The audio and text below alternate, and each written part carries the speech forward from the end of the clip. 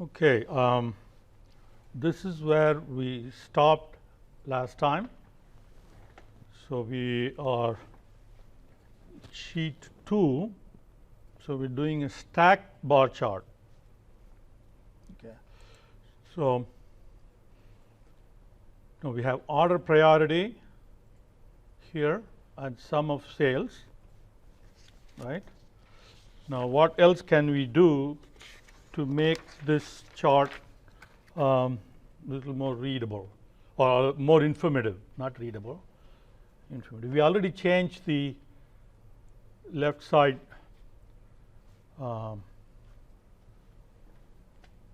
the y-axis. Okay, so we can give a name for the sheet. So this is sales by product category and order priority, right? So once you have a title that identifies what the bars stand for, then you really don't need this label here, right? We can get rid of the label, and again remember, one of the things that we want in the visualization is that you want to clear away things that are not necessary. Okay, that reduces the clutter in the visualization. So how do you do that? You edit axis. So here is the title. So get rid of the title. So now that's gone. Okay. Now we can add what is the total sales for each of the stacked bar. Unfortunately, there is no direct way of doing that. So you have to use the reference lines like what we did here. So we did a reference line, and we put the label on the the label defaults to the right, and then we formatted the label to be left adjusted. So we brought the label inside the bar. So similarly, we have to do a reference line.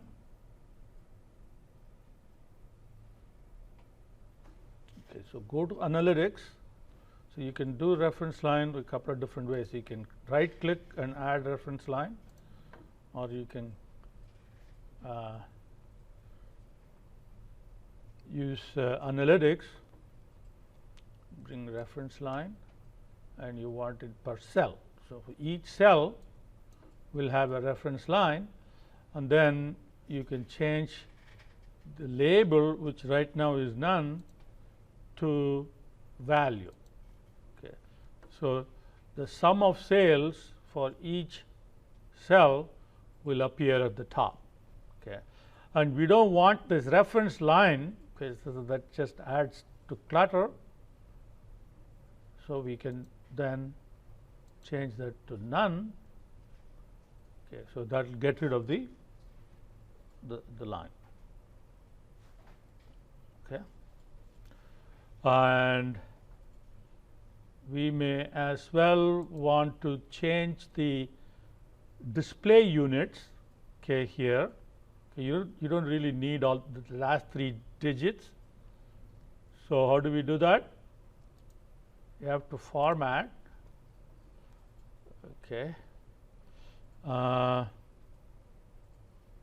Okay, numbers. So we take currency, get rid of the decimal places, and change the display units. So to thousands, or we could put a couple of decimal units and then go to millions if you like. One more thing that we can do is what if we want. Okay, we know that the total sales in Central is 1.67 million, right? And we have that covered by these 3 product categories. So this is the first category: technology, office supplies, and furniture. Okay.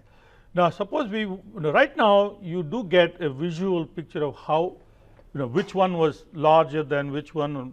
We know that office supply is the smaller in all the priorities. Okay, but here it is kind of difficult to tell which one. It's about the same, technology and furniture. Now we can add, suppose if you think that it would be beneficial to add, out of this 1.67 million, what percentage was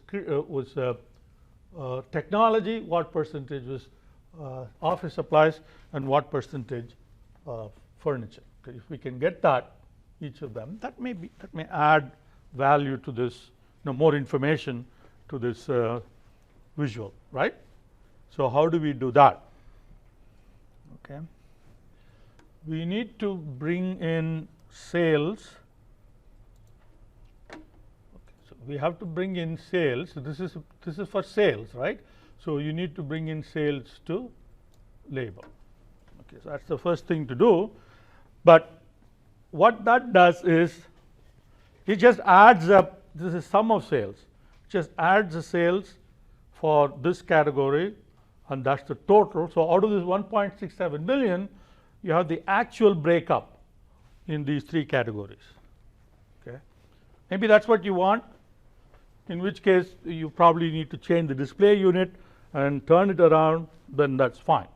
But if you want percentage, okay, then what you have to do, okay, there is a very easy and quick way in Tableau, and that is you click the down arrow and you see there are three quick calculations. Here, add table calculation will open up the general table calculation window, and then you can set up the parameters, or you can do a quick table calculation. There are several quick table calculation options available. So we want percent of total.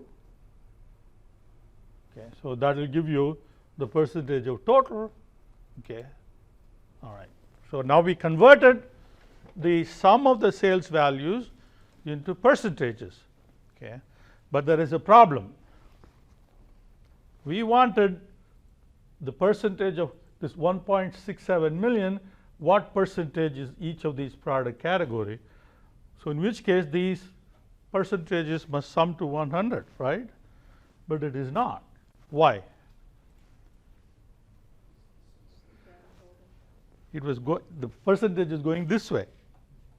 Okay, so these are, so if you add like this, the percentages are summing to 100%. It's going row wise, but we want it.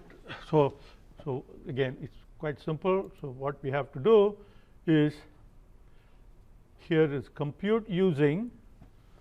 So instead of saying, now right now it is defaulting to table across. So you have to do table down. Then, or you can even you can go edit table calculations. You can do it that way too. So if you do edit table calculations, then you can select table down. Okay, or you can go compute using table down. Okay, so now it's good, but the format is not that good. So we need to do some formatting. Format, and make sure that the correct field is selected. So percentage of total sum of sales. Okay, so that's what we need to be looking at. So, and that's the pane, right? Default. Okay, let's say percentage, and we really don't need two decimal places, so we can remove the decimal places, right? Okay. Now it's turning this around is probably better, right? Instead of the labels going the alignment going this way. So you need to select this button, and once again you have to select pane and change it to the direction to that.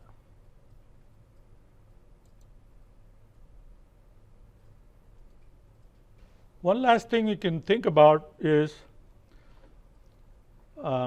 it's usually it is not a good idea to have labels going this way. Okay, it's harder to read. So you really want this to be going this way. Okay, except here this not specified is going into two lines, so that can be a problem too. So one possibility is you can edit this into an alias. So instead of saying not specified, if you say unspecified, that may be shorter. Well, no, actually not. So you may have to increase the size a little bit. Well, if it doesn't work, then you have to let it go. Okay. Or maybe you can think of some other none or something. Yeah. If none will work, then you can say none. So then you don't have to really. And once again, when you're doing bar charts, you want the bars to be not too thin or not too wide. You don't want the bars to be, like this, like really thin bars. Okay. At the same time, you don't want it to be really huge bars like that. You want something reasonable.